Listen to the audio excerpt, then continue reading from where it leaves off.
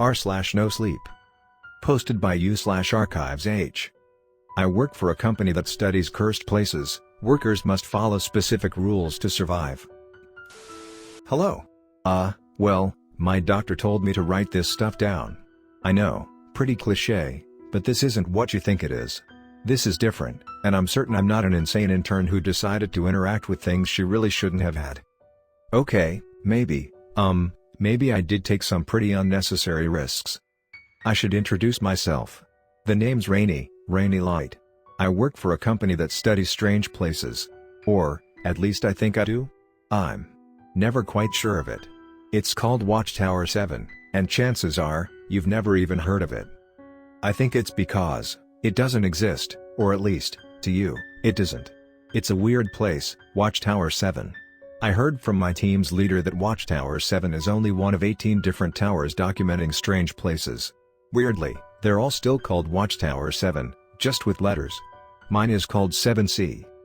We're part of something bigger, but I'm not even sure of that. Watchtower 7, as I've heard through the company audio logs, isn't even its actual name. Nobody knows its true name, and I don't know the reason behind the 7, so I'll stick to calling it the Watchtower. So, I'm an intern here. This place doesn't usually take in turns, but apparently someone got an invitation to work here mixed up, and it ended up being sent to me. The team leader felt bad for me, and so she invited me into the team. Since I didn't really get any true proper training, the team's doctor, a person named Quint Magnus, just told me to write down everything I experienced, and so here it is. I trust them fully. Of course, their eyes just have a certain glow to it. Mesmerizing, even. So, I guess I'll be telling what happened on today. The team consisted of 5 people in total, but only 3 went on the mission. The leader, whose name is Cassie White, a recent transfer from another place, whose name is Canopy Hydrangea, and me, good old Rainy Light. We were sent with the team van to a house in the middle of some gated community. I can't tell you where it is, because according to company protocol, Cassie's required to blindfold us all or give us sedatives. So we all ended up in this really nice place, with the solid greens and blues of the sprawling community, with people walking around, greeting us. We parked outside one of the houses around a corner, and it was just next to a playground that looked empty and rusted, a strange contrast to the lively and bright place that the neighborhood was. "Alright, team. Listen up," Cassie announced, bringing the attention of me and Canopy. "We're investigating something inside this house. The Watchtowers even provided us a list of rules. Read them." And so we did. Rule 1. In this mission, you will be investigating strange sightings inside the topmost room of a house. While the house may look new, it isn't. It's been long abandoned and we have no explanation as to how it looks so fresh and clean. You must ignore the smell of fresh paint and the new smell of the house. If you acknowledge the newness of the house, leave immediately and close your eyes for 15 seconds, nothing more, and nothing less. Rule 2. You will be split into 2 teams. One of you will stay back at the van to communicate, while the other 2 will investigate. In your exploration of the house, you may suddenly feel as if something is behind you. Do not turn around. At certain points in the mission, the person watching you through your body cameras may see people that can't be seen by the away team. If so, reboot the software immediately. Rule 3. There may be a man in a dark suit and a tie waiting at the entrance. He wears a black fedora and will try to get your attention. Do not talk to him or even look at him longer than exactly 8.66 seconds. Rule 4. There is a miniature figure of a gramophone you will have to recover. It is somewhere in the house. It will play music as you near it, and you must put on your company-issued headphones. When the music begins playing, the person in the van may hear your voice talk to them and tell them that they need to enter the house. Do not listen. Rule 5. Every few minutes, you will repeat a code to ensure that the 2 groups are communicating. The one in the van will say, "How is the sea?" and the team inside will respond with, "It is life." Rule 6. All doors should be unlocked. If a door is locked, do not try to break in the door. Wait for a moment, explore another room, then check back. If there are mannequins in the room, close it. If not, you may enter. When leaving a room, lock the door behind you. "Read it," I exclaimed. "So who wants to go in?" Cassie asked. "Any volunteers?" There were none. "Rock, paper, scissors?" I suggested. "Fun," Canopy murmured. The game was short, and Canopy, with his mysterious luck, managed to win. So me and Cassie went up to the doorway. "Do we ring the bell?" I asked, trying the handle as I spoke, not really caring. The door, however, was locked. Cassie shrugged and tried to break the door in. Unsurprisingly, it didn't work. Cassie was strong, but apparently, this was one weird door. So I pressed the doorbell, causing this ancient-sounding chime to ring out. It was like I was transported to a century I never knew. I heard the ancient song of birds, of quiet church music, and the door swung open, traveling the man in the dark suit and black fedora. We quietly made our way past him and into the house, turning on our body cameras as we did so. "Hey! What are you doing in my house? Talk to me." I began to speak, forgetting the strange rules for a moment, but the ever-alert Cassie put a hand on my lips. I remained silent, ignoring the man. "Wait, I know you," the man spoke. "Cassie White and Rainy Light. Those rhyme. Hey! Talk to me." We made our way to the staircase, which was large, and it was one of those old, fancy types that spiraled. It was then when I realized how gigantic the house mansion was. But something still wasn't right about it. Everything was way too large, and there was no way the staircase should have even fit.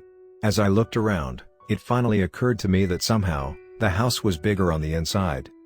As soon as we both passed the 7th step of the staircase, we no longer the shouting of the dark-suited man. My radio crackled to life, with Canopy saying the first part to the code sentence, "How is the sea?" "It is life," I replied. "Good, I'll say it again soon. I've got to reboot the software," Canopy informed.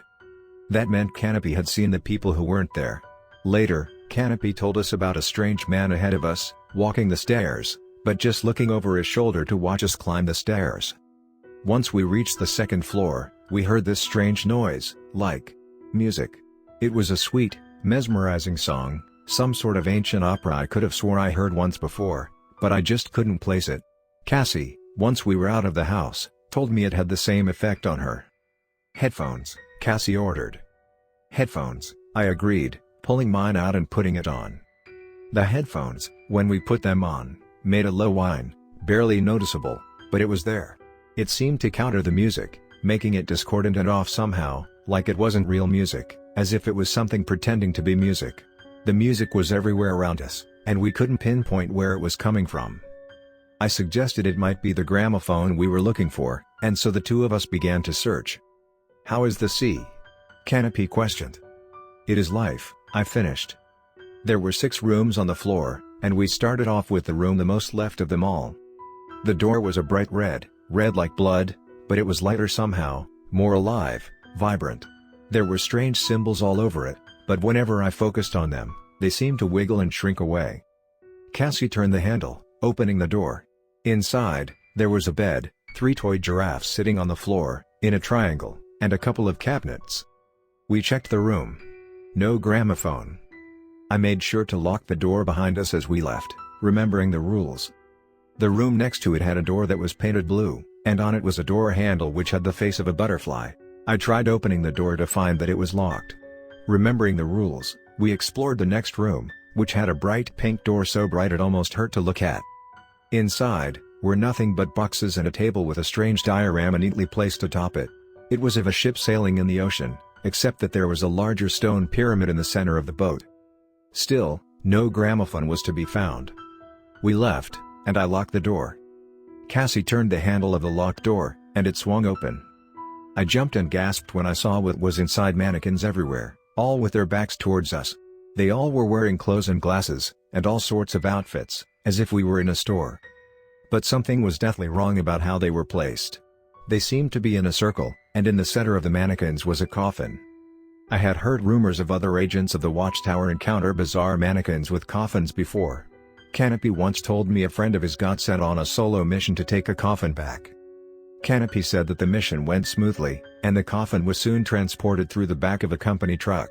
His friend, the driver, checked in at the proper times and locations. But when the driver arrived back at the Watchtower storage unit, the gatekeepers noticed that the truck had stopped just outside the gates of the facility. They radioed the driver to head in, but they got no answer. Soon, other trucks would be arriving at the storage facility, and one of the gatekeepers went up to check on the truck. When she got there, she found the truck's windows fogged up, which was impossible, as the day had been cool, yet sunny. She knocked, but nobody answered. She radioed back, and was given permission to use the master key to open the truck. The key didn't work, and soon, she was sent a small team, who helped her open the truck. When they did, they all jumped in panic and fear at the sight that awaited them. It was a mannequin at the wheel, sitting down, as if there was nothing about it that defied logic. The coffin was still in the truck, and it was sent to storage with no further incidents. And the mannequin at the wheel? Well, it was also sent to the facility, only to disappear exactly 5 days later. Sometimes, Canopy would say, when once he roamed the area where the coffin was kept, he could almost hear the voice of his friend asking for help. Me and Cassie closed the door as soon as we saw it. We went to the fourth door, which was painted a nice jungle green. Inside, we found what we were looking for, the small toy gramophone, which sat on top of a single table in the center of the room. As soon as I touched it and put it into my backpack, the music abruptly stopped with a discordant crash. We both took off our headphones and smiled at the victory. The two of us went up the stairs to the final, topmost room of the house, which was where we were supposed to investigate strange sightings. According to the notes I had earlier read the day before, a group of teens had broken into the house and were fooling around when one of them heard thumping in the topmost room, and, when the thumps ended, they saw shadows begin to move all around them. The topmost room was a grand one, painted a rich, deep, brown and black, a stark and confusing contrast to the light blues and greens of the rest of the house. It seemed far older, like it was built in a time long, long ago. There was a piano in the corner of the room, and I could almost hear a strange tune being played, even though there was nobody there to play it. The rest of the room was strange. There was a bed, but it was clean, and when I inspected it, I found a price tag that told me it was new, and only a week old. That's when we heard a loud thump coming from the door, which we had closed behind us. Someone or something was kicking it. Thump. It repeated a few more times with no sense of rhythm, and me and Cassie stayed silent, hoping whatever was out there would ignore us. When it stopped and we calmed down, I noticed a stack of notebooks on top of a high shelf. Cassie, who was far taller than me, took the notebooks down, and together, we turned the first page. The entire page was covered in sentences, but as we read each of the dotted lines, they all said a single phrase: "The wall people don't like you," in small, tiny handwriting. The page was the same, and the next, and the next. I flipped through the book until I saw a page that looked different. The first half of it was dotted by the bizarre sentence, but the bottom half a messy drawing of what seemed to be a room, and in that room was a bed, with a person sleeping inside it. But what confused us the most were these incredibly detailed drawings of eyes on the walls that seemed to all watch the child in the bed. It was mesmerizing, and both me and Cassie kept staring at it, hoping to get some information from them. "How is the sea?" Canopy questioned, breaking us from our trance. "It is life," Cassie responded, her voice shaking.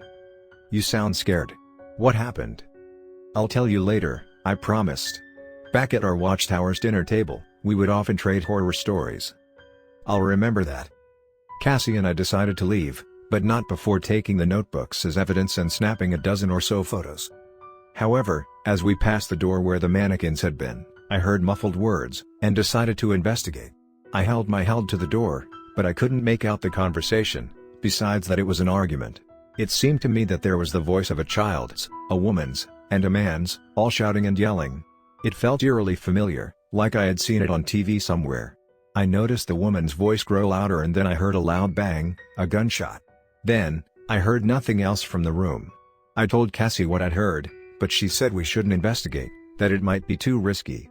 So we went down the stairs, and left with no further occurrences. Outside, Canopy told us that he had heard voices that sounded like us tell him to enter the house, but they wouldn't say the code words.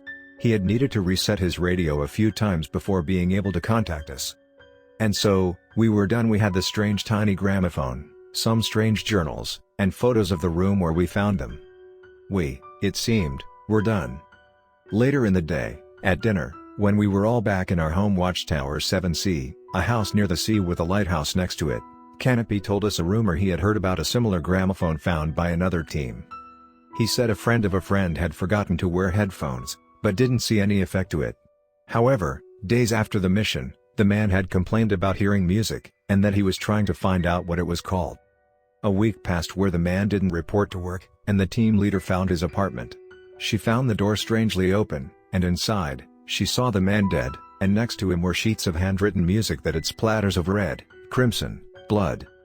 They never did find an official cause for the death, but his journals all spoke of something trying to kill him, something that he claimed was living inside the very walls of his house. And so, I'm Rainy Light, and welcome to the Watchtower.